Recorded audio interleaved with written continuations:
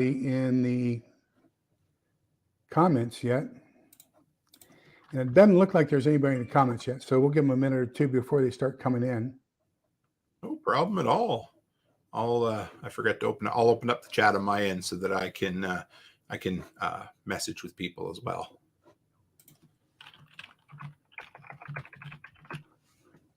Doggone it. Now, how do I open chat settings? All right. So you've got, if your comments there on the left, are you able to see them? No. That's strange because they should show. Here we go. Now okay. I got it. Perfect. Good. Okay. So anyhow, let's go over a couple of your favorites. Sure. What's your favorite all-time apocalyptic post-FHTF movie? Okay. Oh my.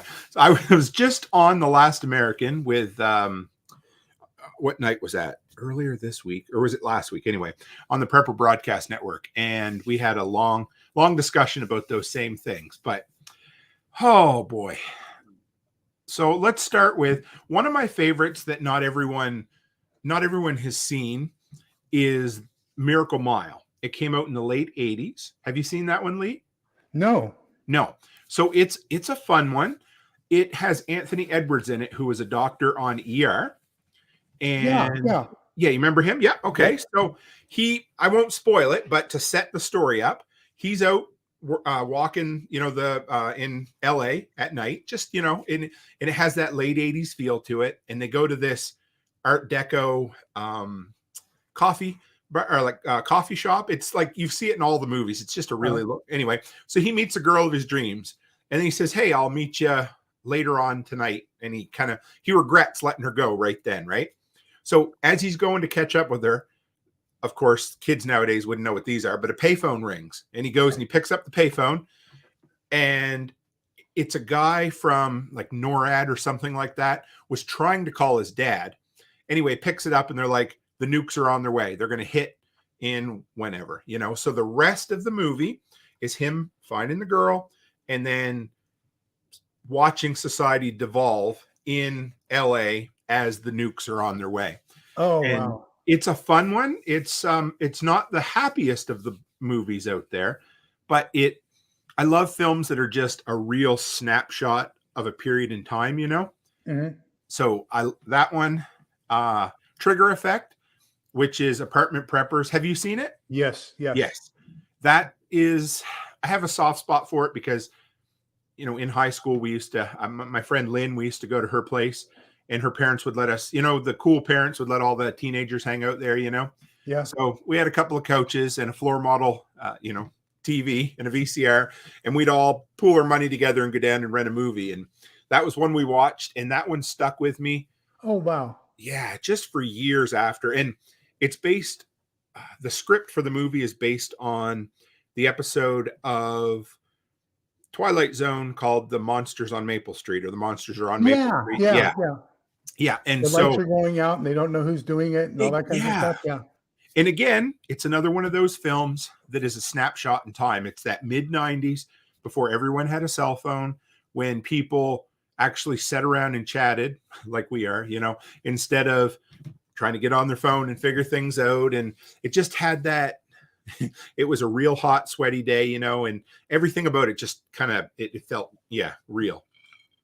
Well, let me say hi to a couple of people here, because Scott Hummer's come in. Hello, Scott. Welcome. And my mother, Spark, welcome to you as well. And then Mary just joined us as well from Wyoming.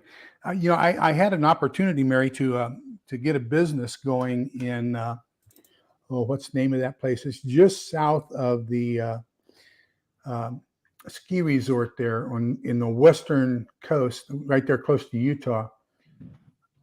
Gosh, I wish I could remember the name of the town. But anyhow, they're doing all the shale oil fracking there, and they wanted a food service company to come in.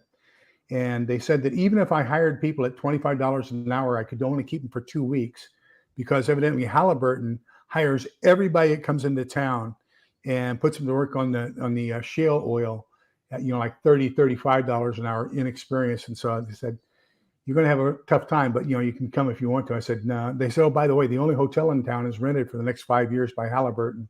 They call it the Halliburton Hilton. But anyhow, that's my knowledge about Wyoming. Other than the fact they said I had to have a dipstick that hooked up to an electric charger, because it gets so cold that if you don't have your a warmer in your engine, it'll freeze the oil in your crankcase and split your engine. Yep. Let me see, who else have we got here? Lori's Thrifty Kitchen Pantry. Oh, what a fantastic person she is. Great. Dragon Slayer is another one of my fantastic followers.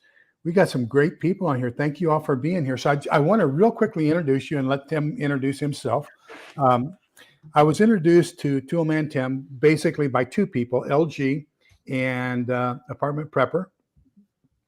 And so I think Apartment Prepper, who is now navigating the nonsense, asked him to interview me on his channel. And so we had a blast. I was just totally impressed with what a fantastic personality.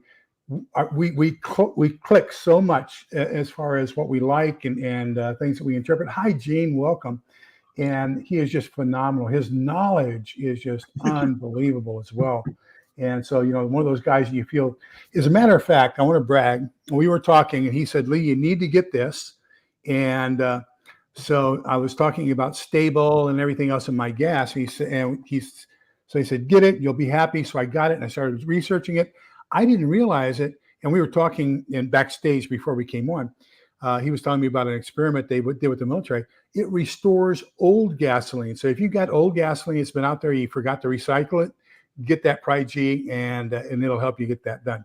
What I would like to do, other than thanking all of you fantastic subscribers from being out there watching tonight first, is the next thing I would like to do is I would like to introduce Toolman Tim, and I've got his link down below. Please subscribe to him. I think he'll be very, very happy. I'm going to give him a couple of minutes, just kind of introduce himself and tell you all how he got into prepping and what his primary concerns about prepping are. So, Tim, it's all yours. Thanks, Lee. Yeah, so Toolman Tim, not to be confused with Tim the Toolman Taylor, completely different people. I'm much more handsome, so there's that. But I live in the frozen tundra that is east central Alberta up in Canada, or as some of my American friends like to call it, northern North Dakota. Closer to Santa Claus than most people are, but that's okay. Minus 16 today Celsius, so it was not warm here. Let's put it that way, but that's about average. So I'm a self-taught handyman.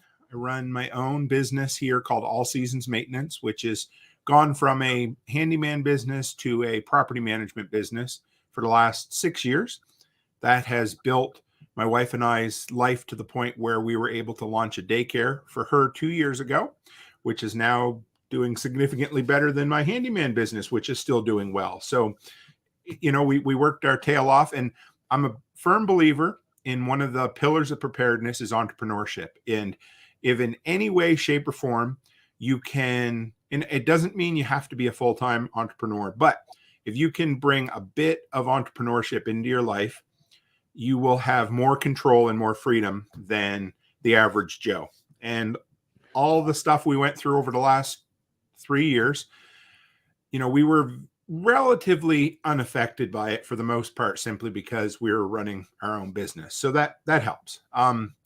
Now, I always joke, I didn't bring a patch with me, but one of my slogans has been prepping since Y2K.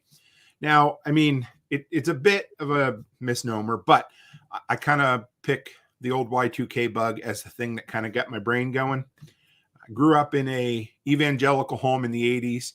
And if anybody else knows about the evangelical church in the 80s, they were always predicting the end of the world. So I think I had a good, healthy dose of the end of the world fear that introduced me to the idea of prepping.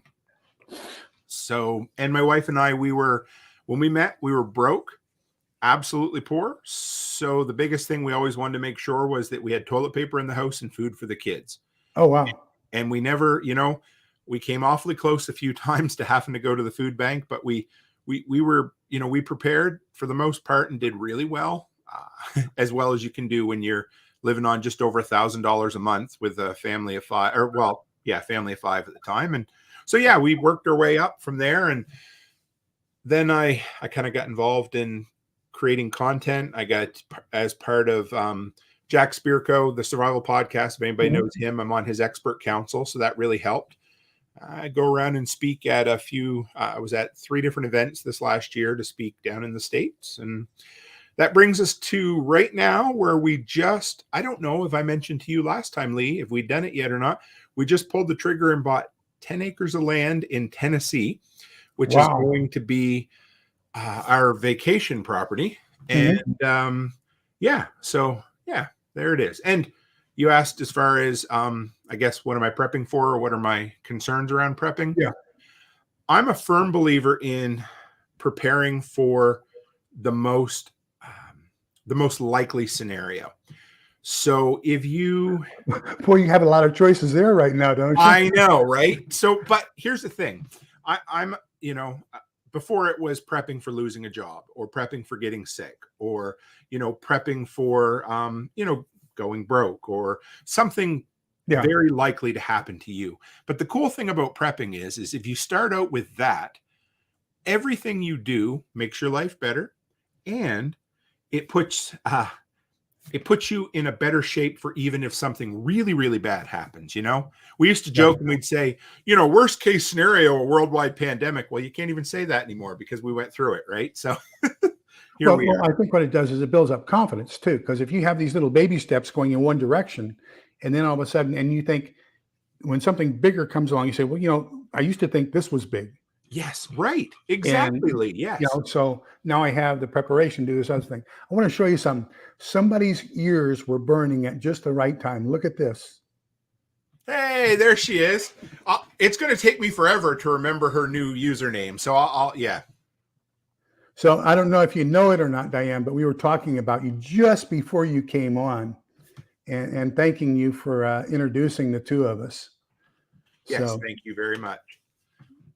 She has a fantastic video out this morning, only about 3 minutes, but showing how she decorated her apartment for Christmas. And I'm just in a way, she has far more than I do.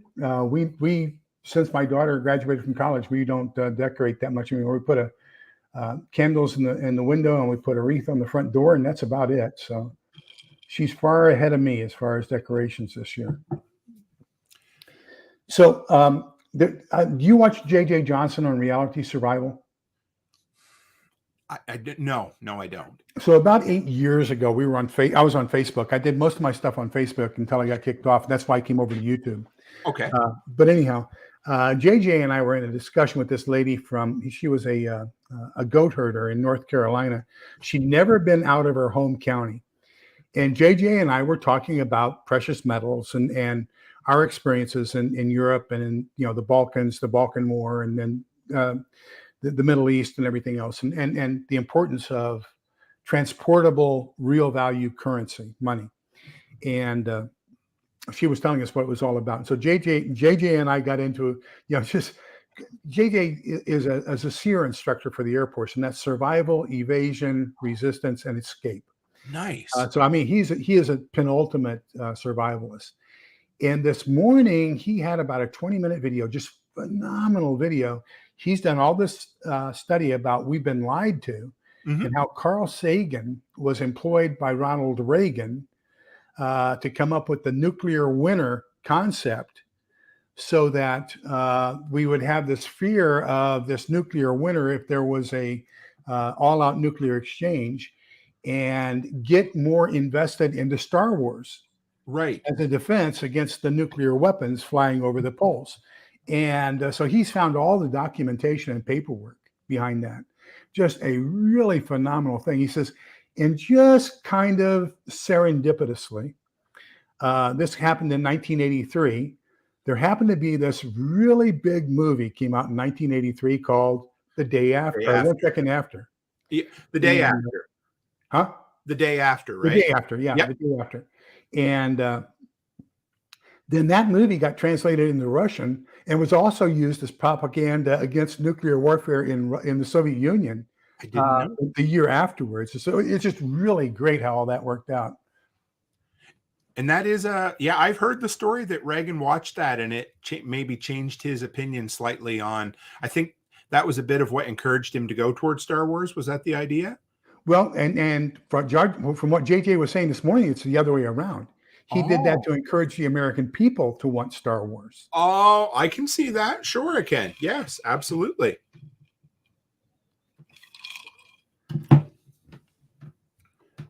Let me see what we got going on here. Sure. So we were talking about your favorite movie. How about a favorite TV episode? Because I know you're into the Twilight Zone. Well, if I had to pick my favorite, so if anybody thinks I'm maybe obsessed, we do about once a month over on the podcast. I'll do something like my top 5 post-apocalyptic 1990s films or whatever, So it's always a talking point for us. But if I had to pick a TV show, hands down would be Jericho. Oh, absolutely. Absolutely. If you've never watched it, watch it 3 or 4 times because. And I love Bill McCraney. He just. Oh, yes. It was so good. And I always talk about it because you typically think, channels like AMC, Showcase, HBO are going to be the ones that put out the best content. I think, okay, less rules, they make better content, because anyway. But this was on CBS, free to air television. So they were limited with, what they could show and what they could tell. But they did just an absolute masterclass in relationships, small town living, and that dread feeling without needing to, maybe do some of the stuff that you would see on like a Game of Thrones or a Sopranos or something like that. See, and that's what I enjoy, I think, the most between Stephen Smith's Stonemont series and A American's Survivalist series is the character development. Oh, yeah. And, when you take a look at it, none of those were pre-planned. They're all serendipitous groups that coalesce together under austere circumstances and merge and congeal their thoughts and their skills and their tactics, and just to build a better environment for all of them. And, I can't think, and I was telling you the other day, I can't think of a better character than Sarge. And, the fact that he's a retired sergeant tells me that he was an obtuse individual. Yeah. Yeah. It's funny because you pick up things as you read through those books, and we do a book club over on our end, and I've worked through the series almost 3 times now. And the first time I heard Sarge, I pictured him as, I don't know, late 60s, early 70s. But as you get into it, the second time I read it, I think they said he's just kind of mid 50s. Isn't that right? Or... I don't remember a specific age, but I will tell you, if he went in at 18, he could have retired at 38. 20 years, eh? And if he was Special Forces, and he keeps talking 101st, which is air assault. So, if he was air assault, I would say he could probably be a sergeant first class or a master sergeant right at 20 years. Okay. So, he could be even be in his early mid 40s. Okay. And that would be very likely, especially since he knows so many people who are still active duty. Yes, true. Yes. I would say he probably is not going to be that far gone from the military. He cracks me up. The guy, Duke Fontaine, that's I guess you probably, we listen to him in audio format, and the guy that does all the voices, he does a killer Sarge. So Duke Fontaine apparently is a stage name. So when Chris was on my show, he mentioned how Duke is, if you could see his face, you'd recognize him. He's apparently a fairly recognizable Hollywood actor who didn't want to get necessarily blacklisted or associated with being a narrator for post-apocalyptic fiction. So he took on this name, and he's done all 11 of Chris's books, and they're incredible. And he does every voice. And yeah, so it's kind of neat. Huh. Well, and for those of you who don't know, unfortunately, Tim and I kind of compete with each other or conflict with each other. On Thursday nights, unknowingly originally. Now that we know it, one of us is going to try to make a little bit of an amendment. But it just so happened I joined him for book 6 of what we're currently doing on ours for book 2. So we did the first 5 books of the Stonemont series earlier, and now we're switched over to where we're doing the Survivalist series, and that's what we're talking about right now. And so we're on volume 2, Surviving Home. And we'll be talking about that. I think it's the 29th, the last Thursday of this month at 8 p.m. It's the same time that Tim and his book club are going to be doing volume 7 of that exact same series. So we're going to try to. I'm going to probably change my my venue a little bit so we don't conflict, and that way I can participate in both, and maybe Tim can come in and participate with us and give us some of his thoughts. One of the other things that he does at his book club that I'm going to try to do at ours is find people who have read the book, and he invites them on with him in advance, and they have fantastic discussions about characters and then some of the personality traits that are going on. I was counting, and in book 1, Morgan has been on the road now for less than 3 weeks, and he's already killed 9 people. Yes. Gee, man, the poor guy. I mean, from nothing to just all of a sudden, 9mm justice out going out like Gold Dollar was the first guy he killed. Was his name Gold Dollar? What was it? Was the gangster guy in the small store, like the convenience store parking lot? Remember? And then and then the one that I always thought was kind of convenient was when he follows out and he finds the ones that are assaulting the family or the girls. Yeah, that was a little convenient, but I certainly loved the hatchet work he did on that. Well, and then Pat and her husband and son at the when they had all that stuff hoarded in their house, and they were trying to take from everybody else. And that first book is so good. Oh my goodness, it's hard to top it.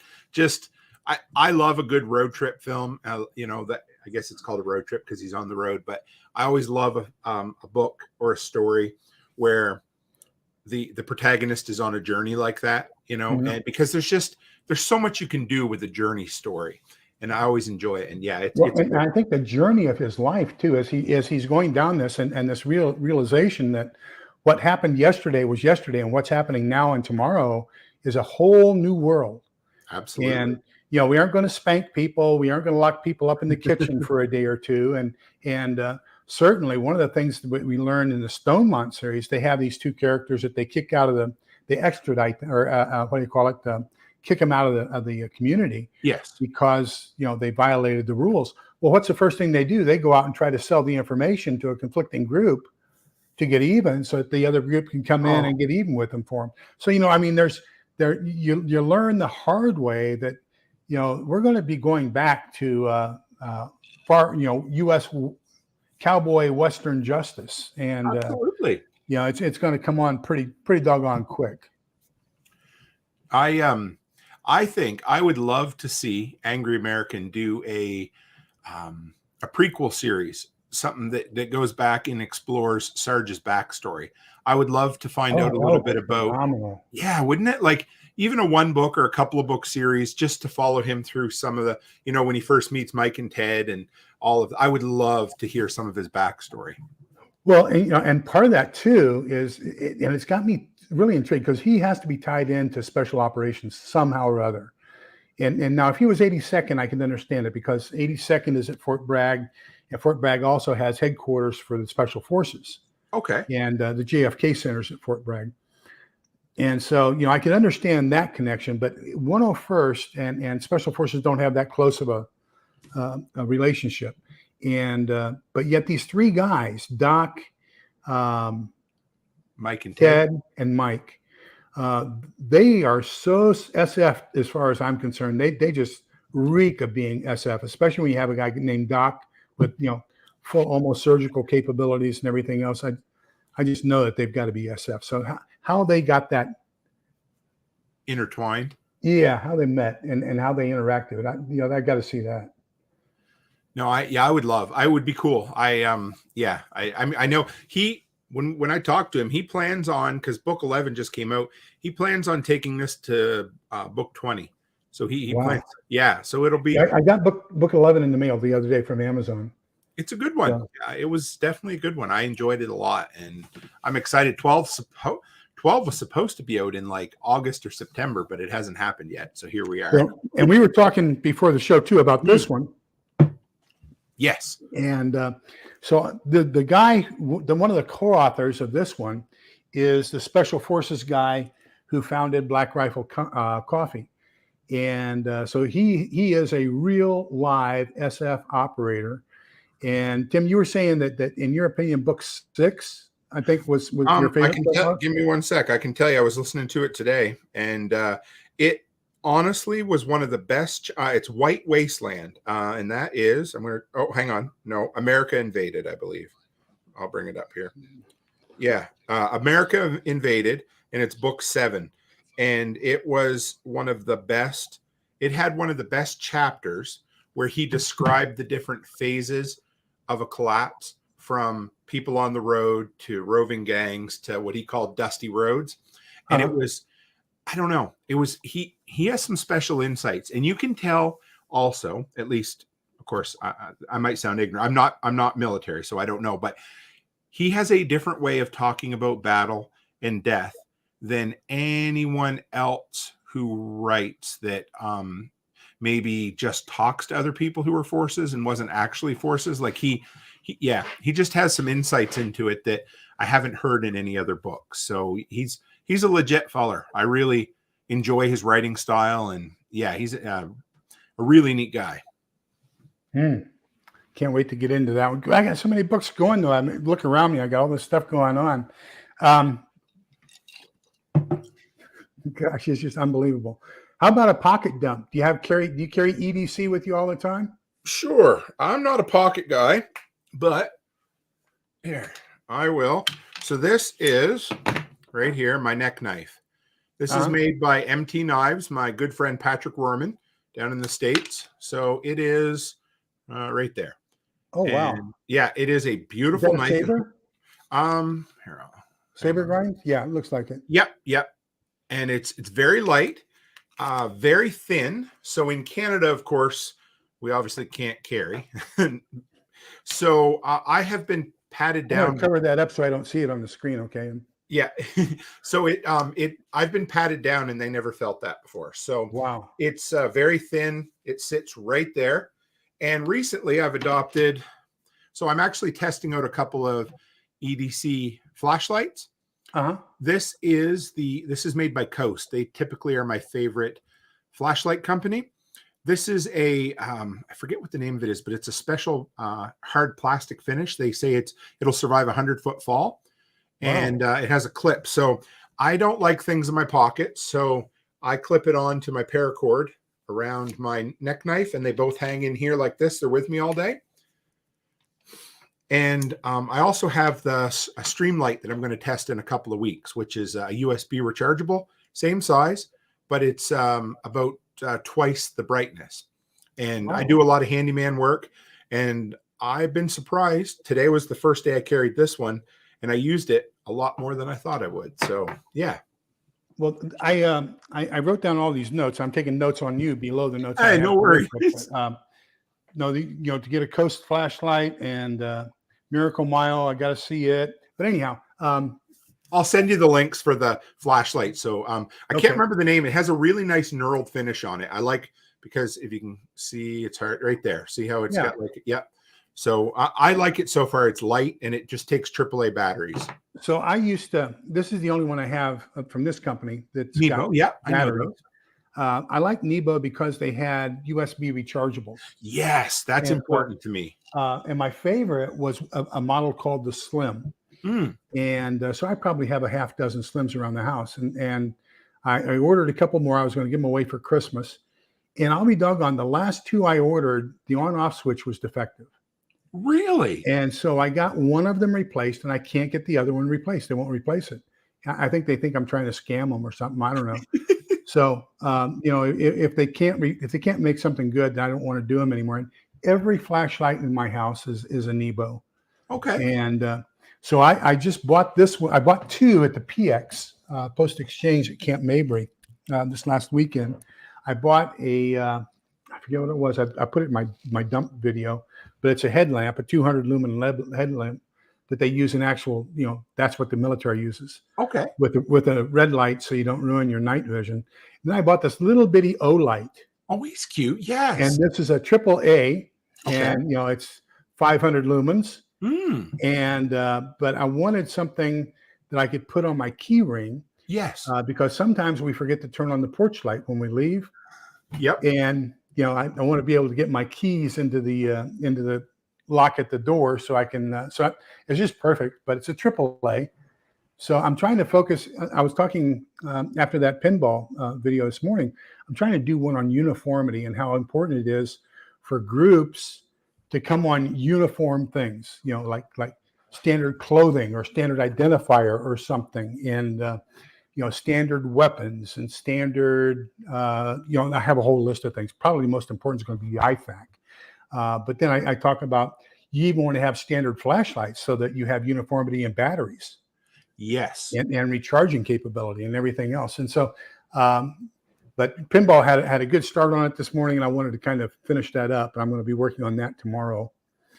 So if you have any good suggestions for flashlights, definitely send them my way, because I'm looking for a replacement. Every time we talk, I don't know, we're on the same wavelength. So I just recorded an episode that'll be playing, I think Friday this week, on standardizing systems and the importance of it. I talked about jerry cans, mason jars, power tool batteries, rechargeable batteries, small engine gear, all that stuff. So wow. Yeah, I'm a huge, you don't have so you don't have to be a slave to standardization, but I think standardization is very important. Like you said, in communities or just personally too. Because, for us, for instance, for years, we haven't canned in the last couple of years, but we canned a lot for a lot of years. And we always standardized on the regular mason jars, the regular lids. Now, some people loved having both, but for us, I loved the fact that everything in the house was one of these right here, a regular mason jar that took the regular rim. I always knew the regular cover and the regular screw ring would always fit. See, and I'm a white mouth guy. Yeah, and that's cool. And I always say to other people, it's not as important on what you standardize on. It's important to standardize on something, because then you have, for instance, I have all my DeWalt batteries. So all of my DeWalt batteries all fit on my same 4-port charger. And I know that all my batteries fit all my tools. And for instance, I did buy a few Harbor Freight tools recently, but I bought an adapter that will allow the Harbor Freight tools to run on my DeWalt batteries. Oh, wow. Yeah. So to me, I think standardization is hugely important. Caliper, like I have 12 gauge, 308, 22, and 9 mil. And those are what I have standardized on over the years. Yeah. And I have 12 gauge, 5.56, 308, yep, and 12 gauge, and then 22 long rifle. So of course, as you know, the AR-15 is banned up here. Never even had an injury. Give it 3 weeks and it'll be banned here in the States. They're doing their best. But I don't know. Anyway, so I picked up a really nice 9 mil carbine a few years ago. I think it was a High Point, but I might be wrong about that. I'll let you know. But I loved it. And so for me, I like the idea of my handgun and my carbine running the same caliber. So that's why I know 9 mil doesn't have the punch of the 223, but I was okay with that. I can put some hollow points in there and that sort of thing if I need it.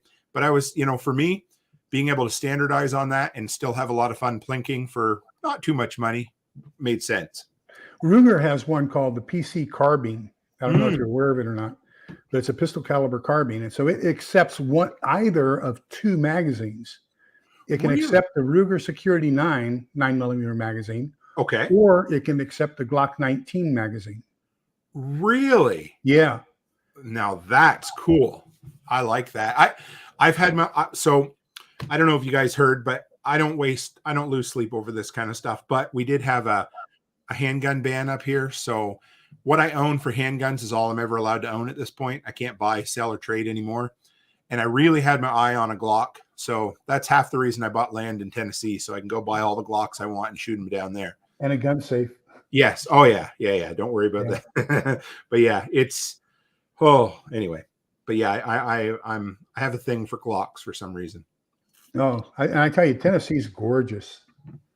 If I weren't a Texan, that's probably where I'd be.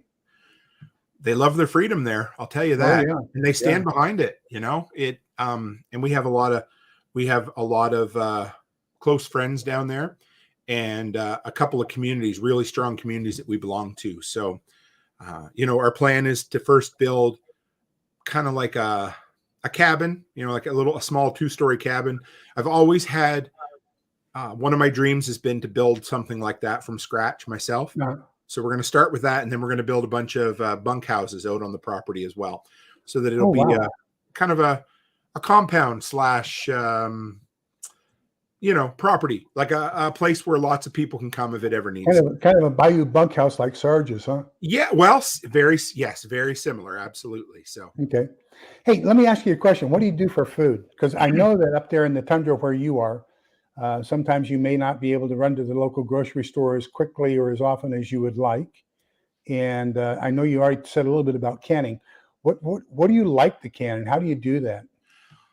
There's not much we haven't canned at some point in our married life. When my very first, I always joke, but this is a true story.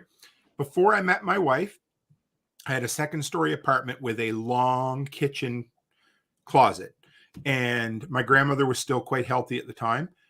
And I decided, I don't know what got in me, but I said, I'm going to go pick a flat of strawberries. We had a U-pick, and I got my grandmother to come down. And I said, Nan, can you teach me how to can? And so I had to go into Mom's old basement. Mom and Dad, their house was built in the 30s, and then it's added on. So the old basement had all her mason jars covered in dirt and cobwebs. I brought them up, cleaned them all up, and I had about a 10% failure rate of these jars that had been down there for who knows how long, right? So she taught me how to make strawberry jam, and then she taught me how to make bread and butter pickles and mustard pickles. And so by the time I was done with that, I put them all up on my shelves. I was so proud, and I thought, there, now I can survive the zombie apocalypse.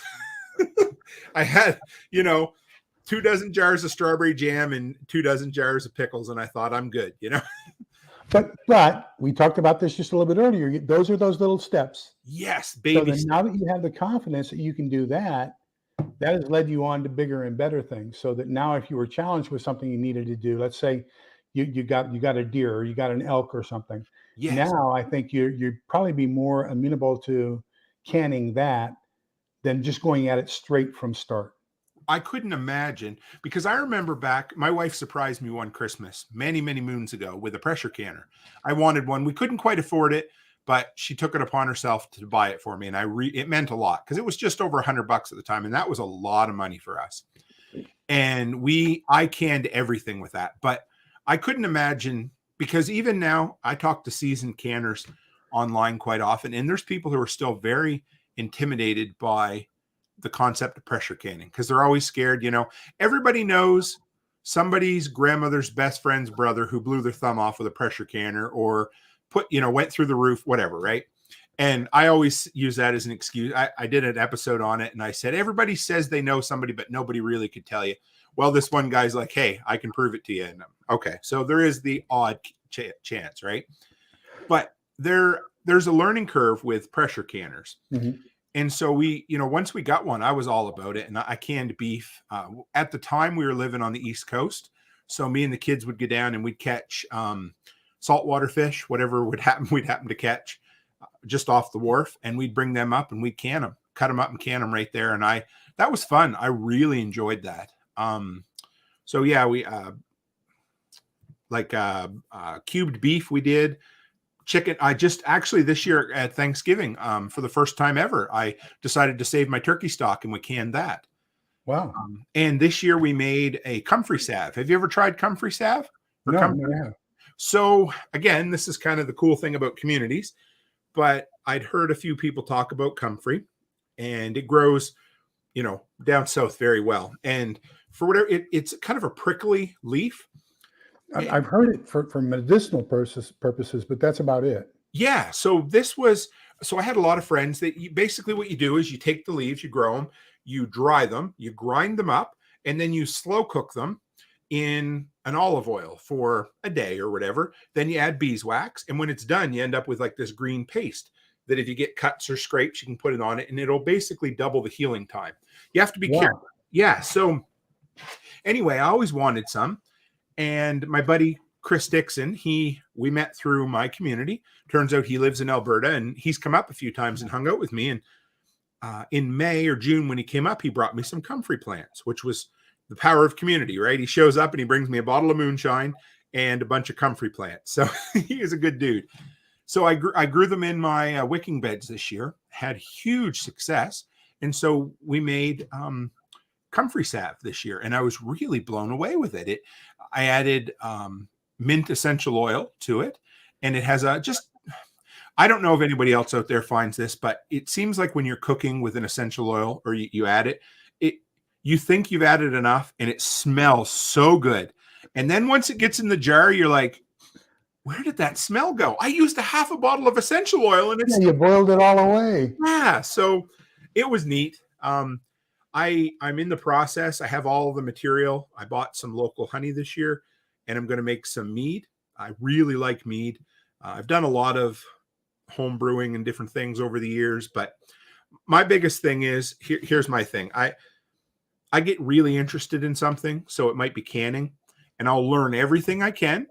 And then I drop it like a bad habit. And then I move on to the next thing. And so then it could be fermentation, or one time it was building a still, and last winter it was a solar system I put together. Right now it's a wood. I salvaged a wood stove from a bank property that we ended up securing, and they're tearing it down. So it was a beautiful wood stove. So I've refinished the whole wood stove, and I'm ready to install the chimney. So, I jump around.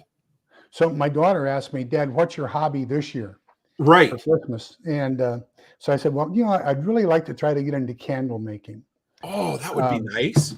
Because I'm thinking, everybody's buying candles right now, but you get down to the nub and all you have left is a little bit of paraffin, and it just for some reason does not work anymore. So why not take that and be able to take all these nubs of candles and then recast those back into acceptable repurposed candles, and then do that as a living in a post-apocalyptic world.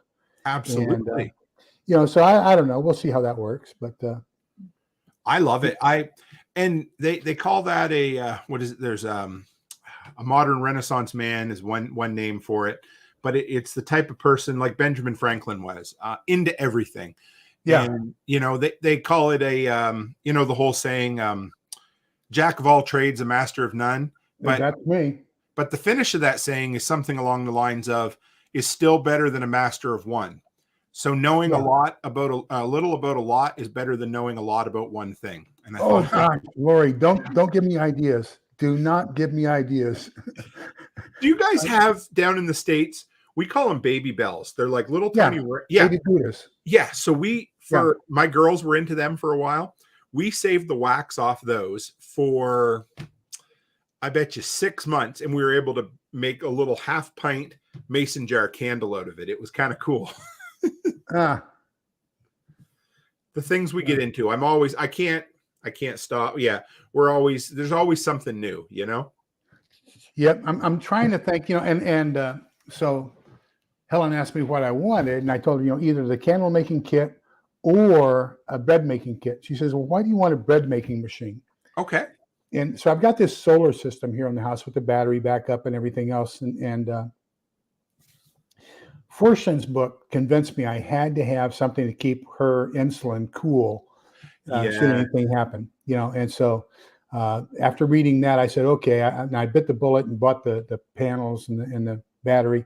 They convinced me to do it to 90% of average electric consumption. Well, that sucks. Right. I won't be able to do anything in a post-apocalyptic world. So I just recently increased my solar panels by 50%.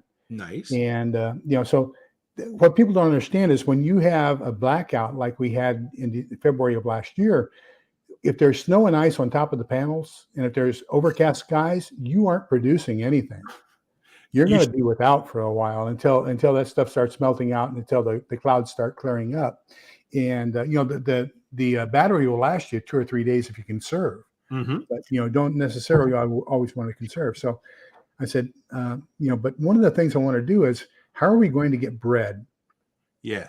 And I said, every time I try to do it in a Dutch oven, I use parchment paper, I use a trivet, just the bottom gets almost burnt.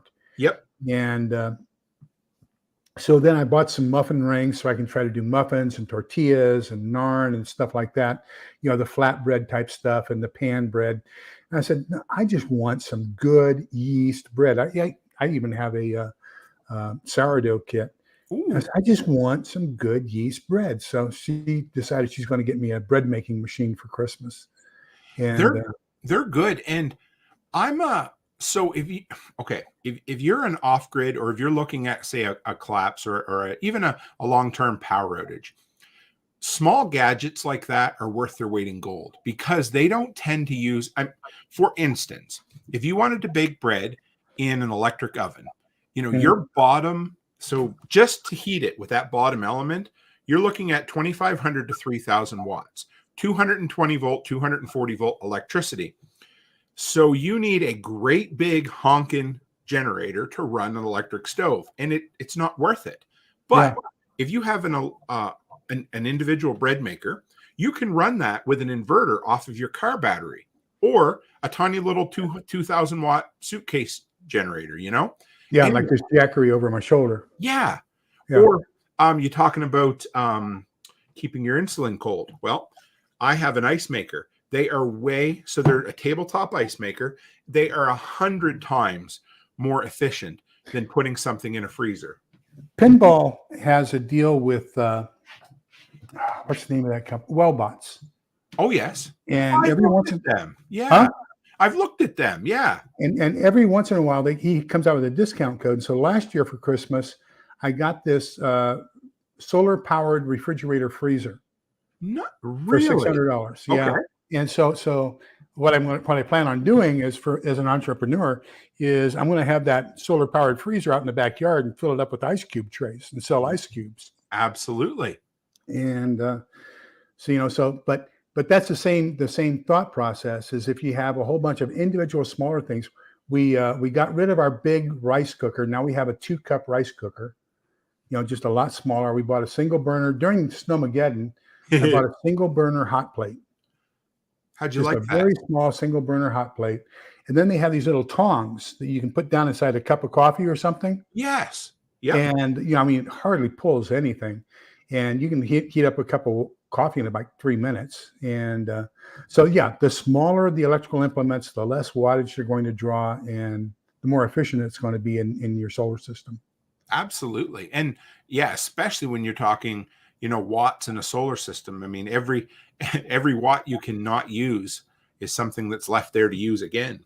Whereas a generator, it's always running and it's generating X amount of power all the time. So it's either use it or lose it, right? Oh, Dragon Slayer says, now Dragon Slayer is saying just the opposite of what I'm wanting to do. And he says he's got one. They're great for making it, but he bakes in the oven. See, and I'm trying to think of how can I get an oven in a post-apocalyptic world? I know a lot of people who do that, but I will say I've used a bread machine a lot in the past, especially when Becky and I were first married, and I like it. But they are right. Dragon Slayer's right. There is a learning curve. So again, like I tell everyone, the time to learn how to patch a tire is not at midnight on the interstate when the rain is falling. You want to learn how to do that in your garage on a sunny Sunday afternoon with a beer in your hand. And you don't want to be learning how to bake bread when the power's out for 20 days because of whatever happens. You want to, whatever you do, practice ahead of time, because you'll thank us. So here's Lee's practical advice about that. So I'm trying to think of, how do I have backups for backups? So the solar system was not working. Panels are covered with snow and ice. It's cloudy. I've got a 5 kW generator out in the garage. Okay. And I know it had oil in it because I put the oil in it when I bought it. So I've got everything figured out. I'm ready to go. And I take this 5 kW generator out in the backyard, and I've got my extension cord, and I conk that honker up, and it's right at 4,200 watts right there, and 5K peak. And I got this extension cord in my hand. I said, now, how in the world do I get this extension cord in the house except through an open door or open window when it's 0 degrees outside? Yes. I obviously did not think this through all the way. And, so you roll up towels and everything else and trying to create a a buffer zone there, and it was terrible. So got that solved with an electrician. Doggy doors. We came up with that solution one time because we hadn't planned ahead, but it works. If you have a doggy door anyway, you got a spot where they come and go. But yeah, there's a few. I've actually recently just came across a really cool. It's an outlet that you have wired right above your furnace, because a lot of people want to be able to run their furnace, right? But furnaces typically are hardwired, so you can't go down and unplug it from the wall and plug an extension cord to it, right? So this is it looks like an outlet box, a little bigger, but it has the male plugs on the inside, so you can plug the female plug to it, and it has a rocker switch on it, so it's wired in line to your furnace, and it has on, off, or generator. And when it goes to generator, it cuts it off from your normal house circuit, and it allows you to plug a generator plug into it. They're about $150 on Amazon. I'm going to get one eventually, and I don't necessarily need it, but I'm going to hook it up and make some videos because I'm intrigued by the concept. We went to Sam's, oh gosh, day before yesterday. It was right after my doctor's appointment, and I've had this upper respiratory infection now for 10 days. Tomorrow is my last day of prednisone and doxycycline. But anyhow, and Helen points, she says, see, that's what Allison's talking about. And they had the Generac whole house 25 kW generator. Yep. Right there at the door, $5,000. And I said, yeah. And what they do is they plug that into your LP system so that as long as you've got gas coming into the house, that's going to provide you with electricity. Yes. But, gosh, I don't know. Let me see here. Wait just a second. Lori said something, same thing here. So Lori, what happens is we had a nice 3,500 square foot house, 5 bedrooms, 3 bathrooms. We bought it so my mother-in-law could have it was a mother-in-law plan. She would have her own office, her own bedroom, and her own bathroom at one end of the house. Then our family would be at the other end. And then 3 months after we bought the house, she passed away. So now we got this humongous house and just one daughter. So when she graduated from college, my wife said, I'm tired of vacuuming and dusting this big house. I want a smaller house. So we sold that house and we bought this one at 1,700 square feet. So try to fit 3,500 square feet worth of house and in product into a 1,700 square foot house. It does not work. I still can't. We can barely walk into the garage, although I'm getting rid of a box a week. But the counter space in here, we've probably got 1/4 of the shelf space and probably 1/3 of the counter space that we had at the other house. We've only got one oven here. We had 2 there. I mean, it was just, we had an island. I mean, we had a bar. Oh God, it was great. You can't, the 2 of us cannot be in this kitchen at the same time. So I am with you. And the counter space is extremely important. Plug space is extremely important. So yeah. Yes. Yeah, I'm with you. So I saw one here. Yeah, so Dragon Slayer, that's what I'm trying to get away from. I have not yet been able to get bread the way I want it without that real, I don't want to call it burnt, yep. Even though that's what it is. I've tried parchment paper. I've tried a trivet. I've tried all kinds of stuff down at the bottom. And I'm just not having any success with it. So I'm looking for another solution. Let me see. Wood stoves make great bread. Oh, they do. Oh, they do. I would love to have one. I can't imagine a wood stove down here in Texas, though. I know that's what the pioneers did, but God. I've been looking into that. What is it, Umi? The pizza oven? Oh, yeah. Have you seen them I don't know if you go to Costco, but I've seen an outdoor pizza oven like that at Costco a couple of times. Yeah. And Lori's Thrifty talked about her air fryer. And I got to say, my wife, she's like me. She buys a lot of gadgets on occasion. And I would say 25% of them are winners. But I got to tell you, that air fryer, I haven't plugged it into a kilowatt meter yet, but it doesn't take a ton of power. But that thing is versatile. It will cook almost anything and everything better than a microwave. and it way quicker. You can cook wings in it much faster. It does a way better job of reheating food too. All around, I really like our air fryer. So Lori, one of the things that my daughter told me, we were just talking about this. I was over at her house. Let me see. I became non-infectious day before yesterday. So I was over seeing my new granddaughter day before yesterday. And she was telling me she was over at her best friend's house. And they just bought a new oven. And ovens are now coming with built-in air fryers. Oh, I've heard that. So, hi, Hill County Prepper. Hi, Hill Country. Oh, yeah. Gosh, hi, Marie. Welcome. Oh, and, gosh, yeah, that sounds so great.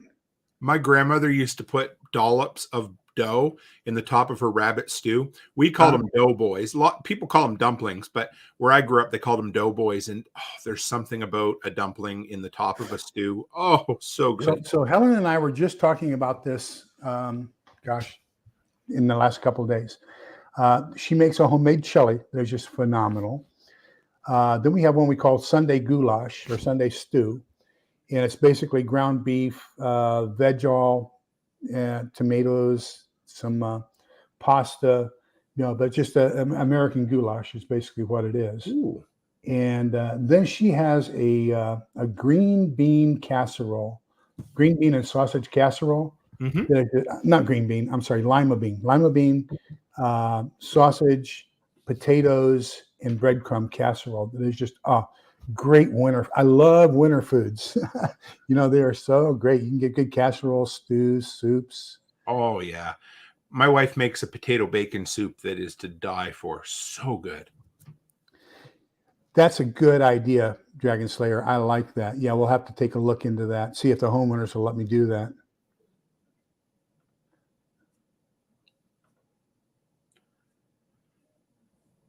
I've never tried that.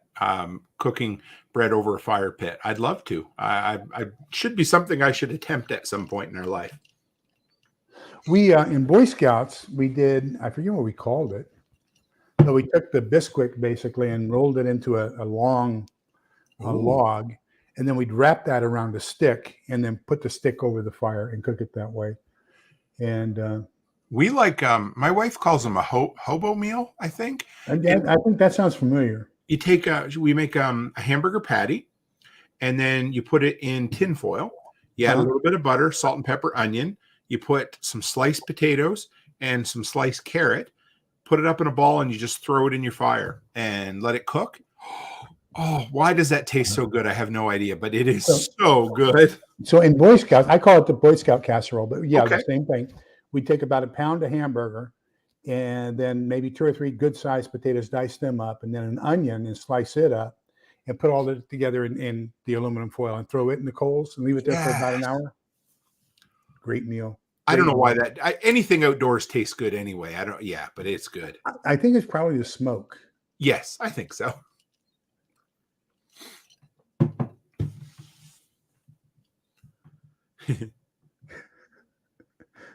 I'm not going to tell you what was born the same year I was. My gosh. I was, I felt really bad. Kirstie Alley passed away just recently, and she was only a year older than I am. I was quite surprised. I knew how old, I knew she was a little old. I didn't realize she was the age she was, but she always seemed so vibrant and everything. But I guess, whatever, cancer got her quick. So. Well, one of the good things about being kicked off of Facebook is every November they come out with a list, in memoriam. There was this one intelligence unit that I was at. It was fairly large, actually. We had, it was a battalion, so we had somewhere close to 1,200 of us there on a 3-year tour together, and it was there for a total of 9 years. So there was only probably about 5,000 of us that ever worked that job, and but every year in November they come out with a video on YouTube, on Facebook, in memoriam of all the people that we worked with who passed away. Oh, and oh God. And so, the last year I was on, before I get kicked off of Facebook, Helen came up and grabbed me. She says, "But you're still here. That's what counts." And just all these great guys I worked with, younger than I am and older than I am, and just not here anymore. Just good memories.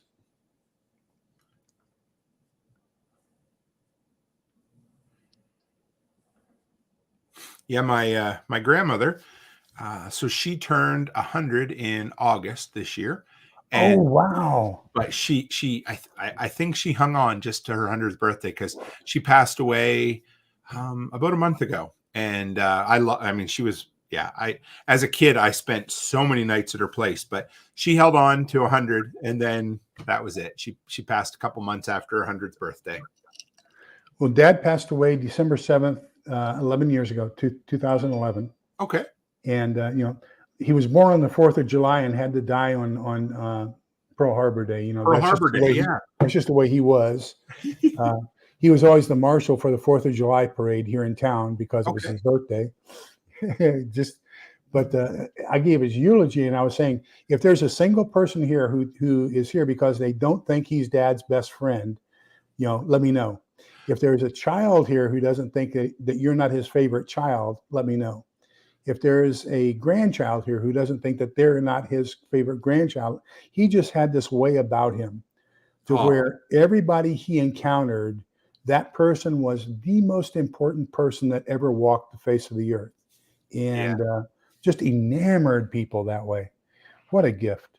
I personally, what I love about people is everybody has a story, and I love to find whatever. I tell this a lot, but for me, this is really important. And whenever I interview someone, I have to find the thing that makes their eyes light up, the thing that makes their eyes sparkle, because everybody has a story. Everybody has that one story or the one thing that they're so passionate about that when they talk about it, their voice goes up, their posture straightens, their eyes light up, and it could be the most boring thing. It could be bird watching or worm collecting, but when you listen to them talk about it, you're a better person for it. And everybody has that story in them. It's just drawing it out. And a lot of people have a hard time drawing other people's stories out of them. And to me, I love doing that. I was in the city, Edmonton, a week and a half ago. I went to a bookstore. I went in. It was, just a guy probably 10, 15 years older than me. He restores antique books. And I stood there and he talked and shared his story with me for an hour about how he rebinds them. He does custom leather work. I was enthralled because how can you not? I mean, he made homemade wheat paste from scratch. And he told me he had to add cloves to it because if not, it smelled like skunk. You know what I mean? I was like, how cool. I don't know. Everybody has something. Oh, yeah. Yeah. And gosh, there's, and unfortunately, I think too many people focus on the bad instead of focusing on the good too. Or focus on themselves. Yeah. And quite often it's painful, and I'm just so sorry that there's so much pain out there. I wish I could just pull it out of people and say, let's get rid of that pain for a while. It's tough because there's that introverted or I don't want to speak down on any certain generation, but everybody has trauma, and it seems like it's always this, my trauma is worse than your trauma competition. And the sooner people can realize everybody's screwed up, everybody is broken, everybody's hurting, I think the better off we all are, but that's a tough one for sure. Yeah. Just every once in a while you can see it in somebody's eyes. They just need somebody to walk up and just hug them. Yeah, absolutely. And just walk away. You don't have to say anything. Just hug them and smile and let them know you care and walk away, and they're good for it. I think the one thing that if you want to get me to smile, the one thing is how are we going to do after SHTF? Because I end my videos with that. Remember that we're all in this together. Be kind, polite, and respectful to each other because togetherness is the key. Yes. So I'm very focused on the second chapter of James 2:14 through 24. And it says, O vain man, dost thou not know that faith without works is dead, being alone? What doth it profit, my brother, if a man come to you naked, destitute, in need of food and clothing, and you say unto him, Depart, my brother, be filled with the Spirit, go in peace, the Lord loves you, notwithstanding you give him those things which are needed? Was not Abraham only sanctified when he placed the body of Isaac upon the altar of God? Show me your faith by your words, and I will show you my faith by my actions. And so what that tells me is I've got to find a way for all those people out there who don't believe this is serious and we need to do something to prepare that poo-poo is going to hit the fan. Mm-hmm. How can I use what I've learned, and how can I use what I've acquired to help other people find that step? How can I teach them to fish Mm-hmm. so that they can then go out there and survive on their own as well? And that's the challenge that I constantly face on a daily basis. How can I get that done? And it's a struggle. No matter how you slice it, it's a struggle. You can, because when it comes down to it, there are going to be times when you want to help someone, but they won't allow you to help them. But don't let that ever, whoever happens to be listening, don't ever let that stop you from trying to help people, because you will. You might try to help 10 people and only one of them will let you help them, but that's okay. You know where your heart is, right? And 2 out of those 10 will try to take advantage of it. And, absolutely, they will. And and like Morgan, there's that family.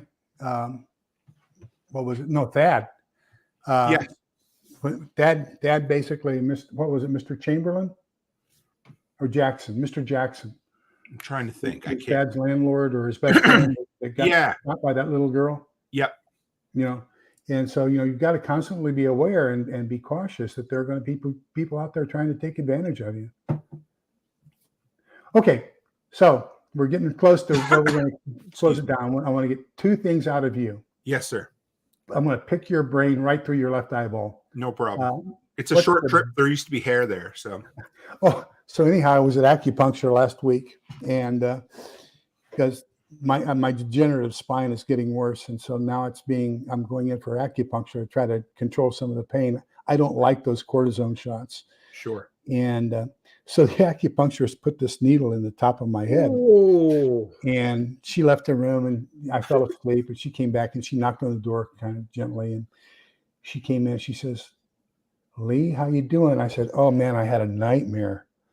And she said, "Really?" She's starting to pull out all the needles, And she says, "Well, tell me about it." And I said, "Well, I had this dream that there was a nail in the top of my head holding a cork in place.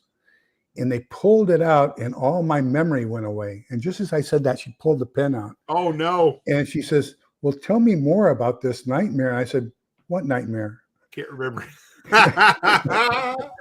That's a good one. I like that a lot.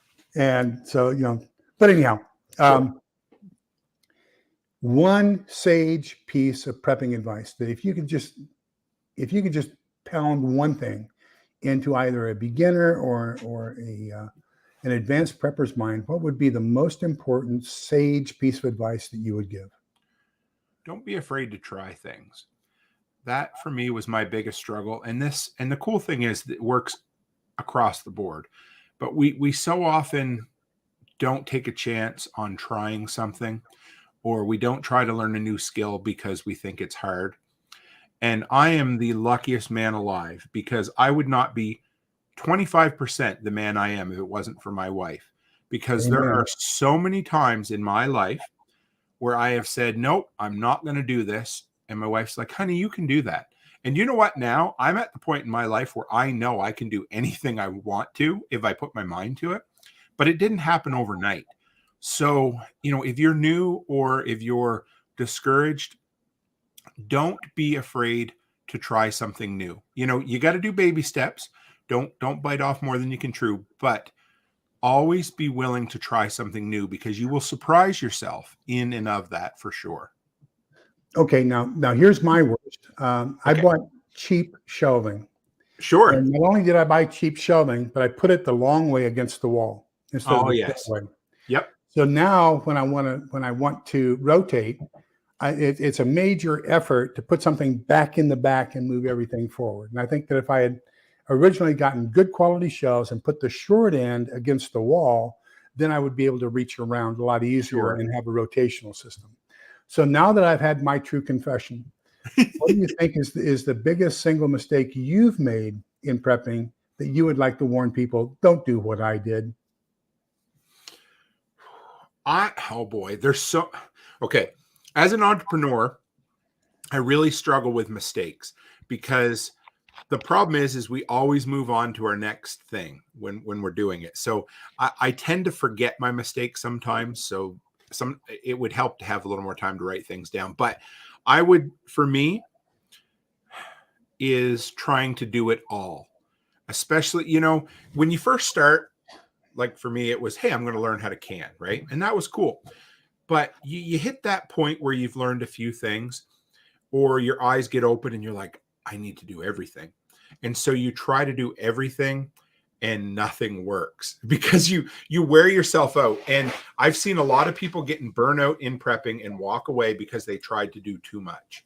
But I've done that so many times. And I rarely fail at something and then give up on it. I normally, if I fail, I learn from it and then I go back and do it again.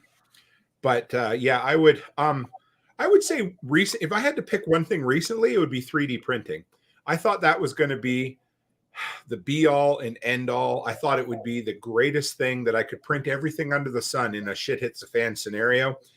And I bought it. I played with it for a while and I hated it. I ended up selling it. So I would say that would definitely be one of my recent failures for sure. Whoa. Okay.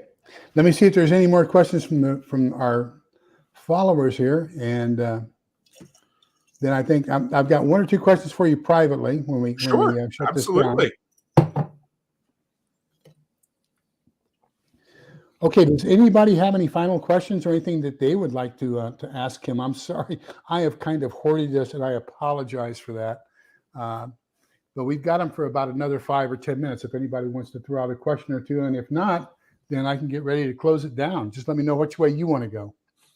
Dragon Slayer says, buying all the junk people online tell you. Absolutely. So a few things.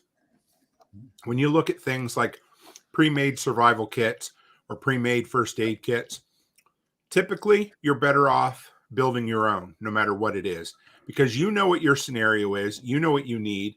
And I would rather buy, my dad always said it pays to buy quality.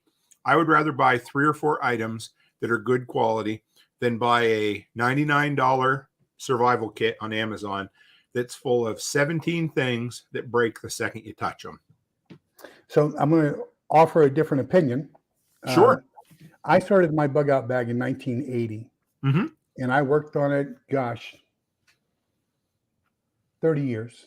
And then about 2015, I had a brand new Kia Sportage and there were 4 brand new Kia Sportages on the block. And somebody bought or got a hold of the master trunk opener. Oh, yeah.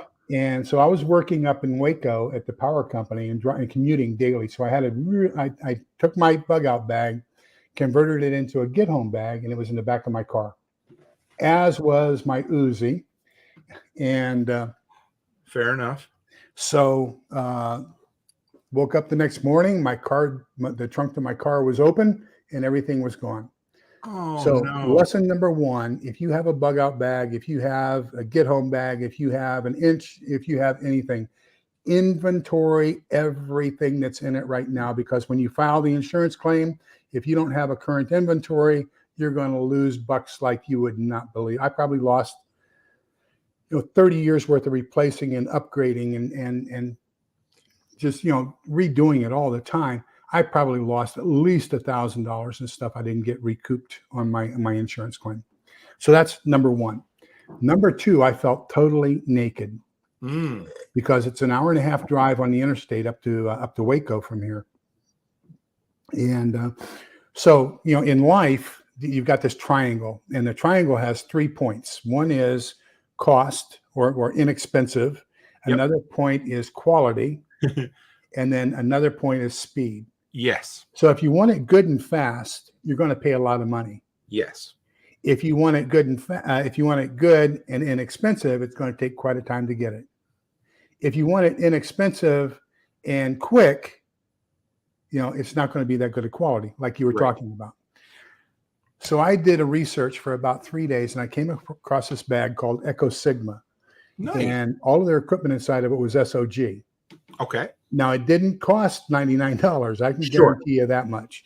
But the 2 that I decided on there was one called a totally stocked Eberly Stock 2, and that was right at $1,400.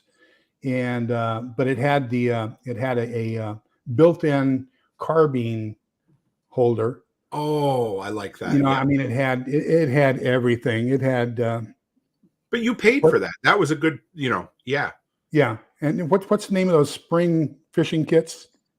Oh, you put the hook on it and it goes down in the water, and then when it springs it and brings it up. Yeah, they're not legal everywhere, but what is it? Yo-yo. Yeah. Yep. It had 3 of those. I mean, this really had it well thought out, but it was a lot of money. I couldn't afford it.